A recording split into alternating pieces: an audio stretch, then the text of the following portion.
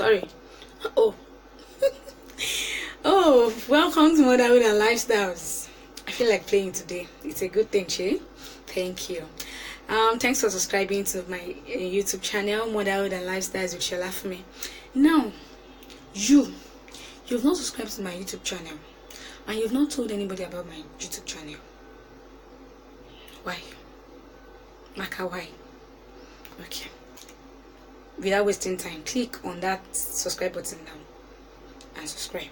Then after, remind me of your pounded yam.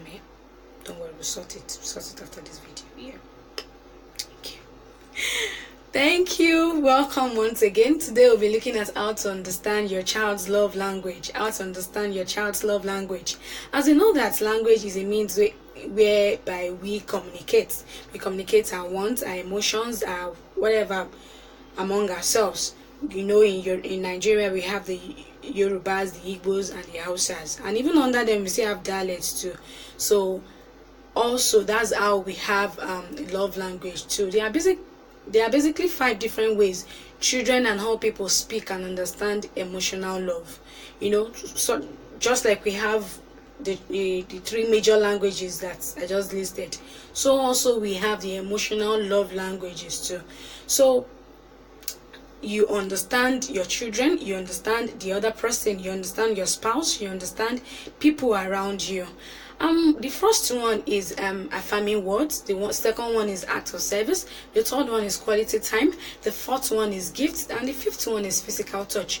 Now, realize that for every child, every child has his or her own different love language. If you have more than a child, don't expect that because this child has his love language, then the other child will definitely have the same love language. Our peculiarity still stands. Do you understand? So understand the fact that your child differs from another. So don't even go into comparing them. So as important as language is for us to communicate well, so also is love language important too. So when you start speaking your child's love language, you get to see the best of them because you are communicating with their emotions. You are communicating with them. So without wasting time, let's go into the first one. Affirming words. Affirming words. Words of affection. Words of affection. Words of praise. Words of encouragement. You know, most times we tend to just ignore when a child does something good.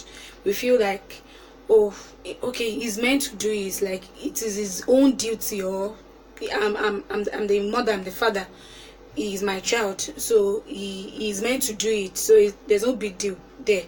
But you know, a love language is also words of affirmation. So when your child does something good, appreciate them, show them affection, tell them, encourage them. For example, for someone like me, if I have done something, maybe I did something, and then someone comes to tell me, wow, thanks for that. You know, it encourages me to do more. I get so emotionally attached to words of affirmation when someone appreciates me for whatever that I have done. So affirming words, if your child communicates through words of affirmation, you will get the best of that child when you praise them, when you encourage them, and when you show them affection. And the second one is act of service. Services for your child that they see valuable. Act of service means that it could be that maybe you help them with something. Okay, let me set an instance from like myself. Act of service gets me. Like, okay, I hope my husband is not watching this. Okay, maybe I just enter kitchen, I just realize that the plates everywhere mopped, clean, and you understand, like I just feel like it makes me feel like you just gave me $1 million. You understand? So acts of service, I get so emotionally attached when someone does something to me, probably because I love doing something for others too. So most times what we crave for, what we desire for, is what we actually do for others. So most times that's our love language. When you enjoy doing something for people, indirectly you tend to crave for that thing too. When you tend to crave for that thing too. Then the third one is quality time. Undivided attention, being together. Some children, they love it when you're around them. So create time, even when you're busy, mommy is busy, daddy is busy, create time for them. Your weekend, do a getaway for them. Most of them feel so emotionally loved when you spend time with them. So you can study your child and know if your child feels happier when you spend quality time with them. The fourth one is gifts. Gifts, giving and receiving of undeserved gifts. When they do something or something, you just give them gifts. Some children are just, they are naturally happy when they receive, even if it is little gifts.